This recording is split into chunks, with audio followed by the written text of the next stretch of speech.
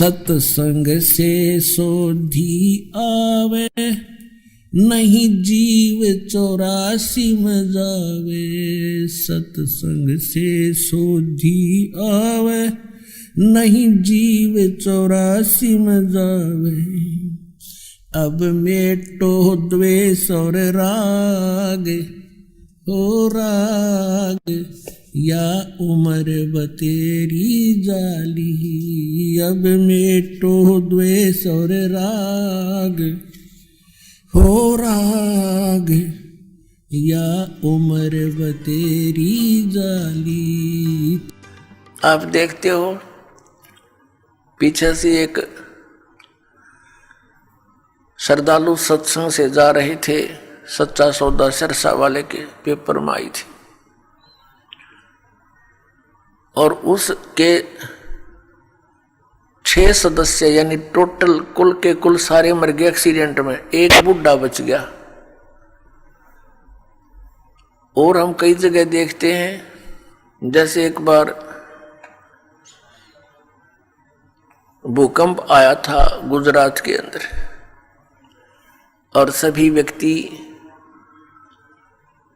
26 जनवरी यानी गणतंत्र दिवस भारत का मनाने के लिए तैयार थे।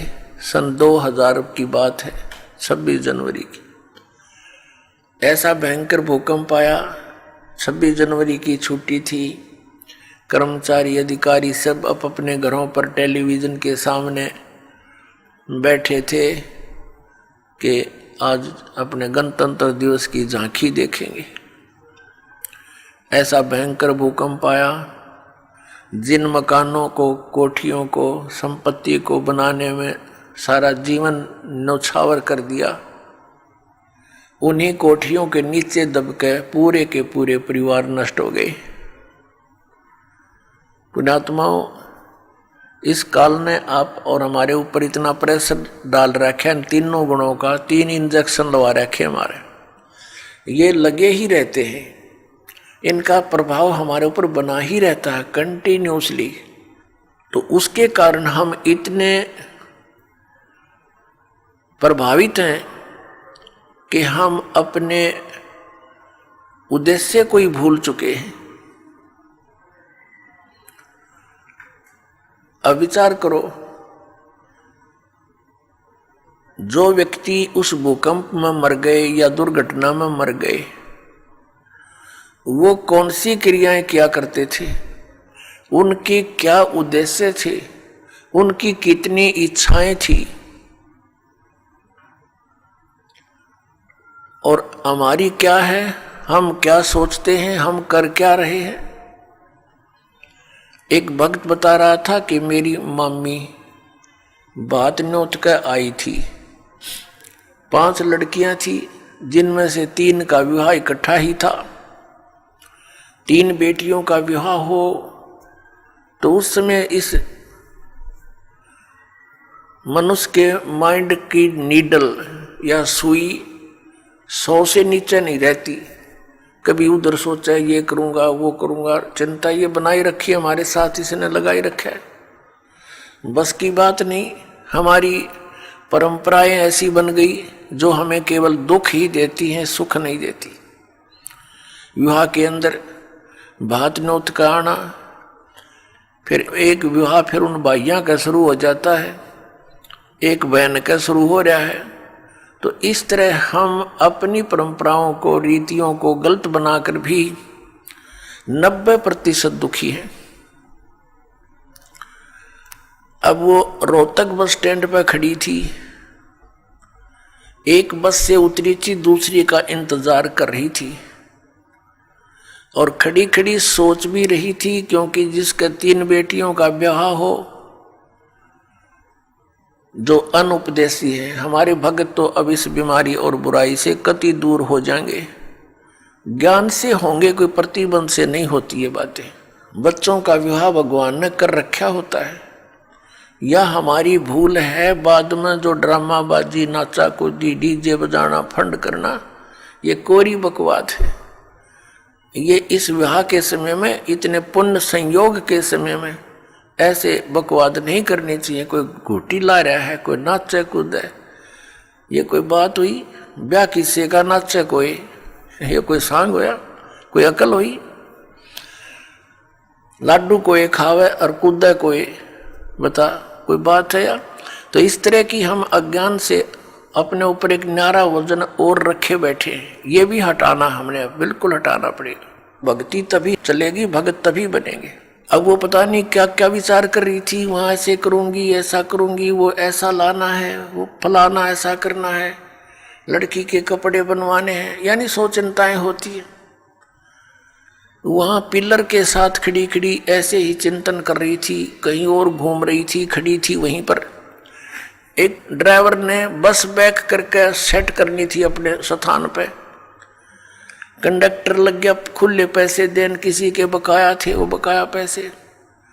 ड्राइवर ने सोची तू लाग फटाफट बस को, उसने बस बैक करी, वह ज्यादा टेढ़ी होकर पिलर की सीधी होगी, उसने दिखा नहीं दूसरी साइड में, वह पीछे जाकर, और उस बहन ने भी ध्यान नहीं, क्योंकि वो तो सोच विचार में बड़ी थी, उसकी छाती पर आकर लगी बस पाछे तर पीछे पिलर के सारा खड़िए थी, वहीं पर आध घंटे में तड़प कर मर गई। अब वो ब्याह भी रह गया, और जो इधर उधर की जो एक सेकंड का चैन नहीं था, अब वो कहाँ गई? तो पुण्यात्माओं,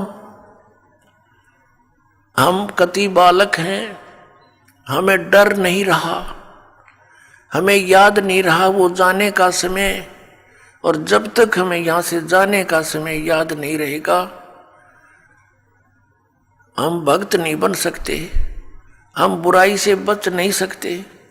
अब आज कोई नाच रहा है, कूद रहा है, एक समाचार पत्र के अंदर देखा, पढ़ा, उसमें क्या लिखा था कि विवाह था और पहले दिन वो डीजे मंगाकर नाच रहे थे, बहन भी, सब दूसरे भाई रिश्तेदार डांस करे डीजे के ऊपर, वो भी समाचार पत्र में। और अगले दिन वो दुल्हा जो विवाह करने चला था, कार एक्सीडेंट हो गया ट्रेले के साथ में, जितने सदस्य उसके साथ बैठे थे व्यक्ति वो सारे मर गए, वो भी मर गया। अगले दिन वो टक्कर मार रहे हैं, रो रहे हैं, बालों को पाड़ रहे हैं जो कल नाच रहे थे। अब बजा लो डीजे यहाँ पर। कहते हैं नानक साहिब जी कहते हैं कि ना जाने काल की कर डारे, और किस विध ढल जा पासावे, और जिन्हां ते सिर ते मौत खुड़क दी, उन्हां नूं केड़ा हासावे। आदरणीय नानक साहिब जी से किसी ने पूछा कि हे महात्मा जी, आप कभी भी खुश नजर नहीं आते, ना कोई त्योहार और तीज मनाते। तब उन्होंने कहा था भाई ना जाने यहां क्या बिजली गिर जा एक पल में, और हमने तो अपनी मौत दिखाई देती है, इसलिए रुचि नहीं बनती इन नाचन और गावन में, यहाँ की नकली खुशी मनावन में कति दिल नहीं मानता। ना जाने काल की कर डारे, किस विध ढल जा पासावे, और जिन्हां सिरते मौत खुड़क दी, उन्हां केड़ा हासावे।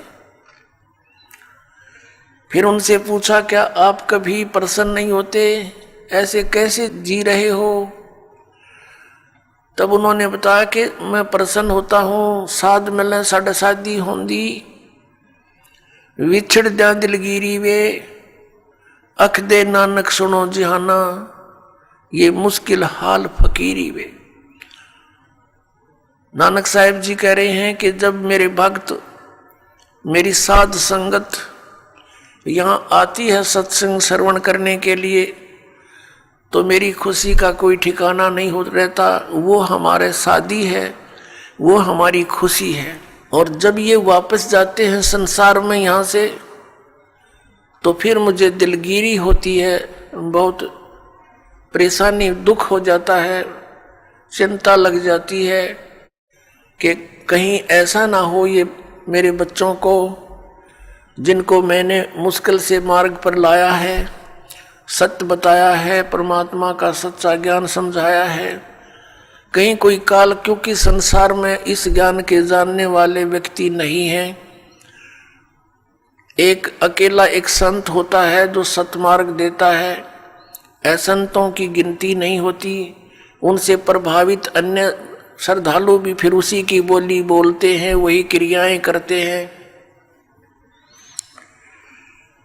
तो नानक साहिब जी कहा करते कि मुझे फिर चिंता बन जाती है, कहीं मेरी फसल में कीड़ा ना लग जा, यानी कोई काल का दूत इनको भ्रमित ना कर दे, इनका जीवन नष्ट हो जा। कहते हैं साध मिले साढ़ा शादी होंगी, जब ये वापस आते हैं एज इट इज, तो मेरी खुशी का ठिकाना नहीं रहता कि परमात्मा की दया से अभी ये बचे हुए हैं। और विछड़ जा दिलगिरी वे, जब ये यहाँ से जाते हैं तब मुझे बड़ी परेशानी होती है, मुझे चिंता बन जाती है। क्यों बन जाती है? अख दे नानक सुनो जहाँ ना मुश्किल हाल फकीरी वे। फकीरी में भक्ति, फकीर का अर्थ होता है सभी बुराइयों से हटकर सबका परित्याग करके भक्ति करे। तो जैसे भी बुराइयां कुरीतियां संतों ने हटाने की चेष्टा की, तो अन्य समाज ने उसको लगाने की चेष्टा की। तो जिस कारण से भक्त और संसार के अंदर सदा से ही विरोध बना रहा, क्योंकि संसार की जो रीतियां रिवाज हैं वो काल प्रेरित है, वो यही रहने की है। और संतों की मर्यादा इस काल की मर्यादाओं से हटकर है, वो भक्ति बाधक है। इसलिए अन्य समाज के लोग कहते हैं देखो इन्होंने तो माता धोकनी भी छोड़ दी, इन्होंने तो बाबा श्याम जी भी नहीं पूज रहे हैं, ये तो ऐसे भी नहीं कर रहे हैं, ये तो दिवाली भी नहीं मना रहे हैं, ये कैसे हो गए हैं, इन तो बट्ठा बैठा दिया। एक भक्त बतावा था, कहने लगा जी आज 10 वर्ष हो गए हमने कोई त्योहार नहीं मना लिया। नाम लिया था उसने उस दिन, फिर वो अपने दुख गिनावा था। कह रहा था जी हमने 10 वर्ष हो गए हमारा त्योहार नहीं मन लिया, ना होली ना दिवाली ना तीज ना कोई अन्य। क्या कारण? कि हमारा परिवार है, कभी तो हमारे घर में कोई खुद जवान भाई की मृत्यु हो जाती है, 1 वर्ष उसकी चिंता पूरी होती है, तब तक दूसरा कोई रिश्तेदार निकट में, जैसे बहन का पति मर गया, फिर त्योहार मने नहीं, फिर कोई बिल्कुल साथ में का केताऊ का मर गया जवान, फिर ऐसे फिर लड़का मर गया। 10 वर्ष हो गए हमने त्योहार नहीं बना लिया।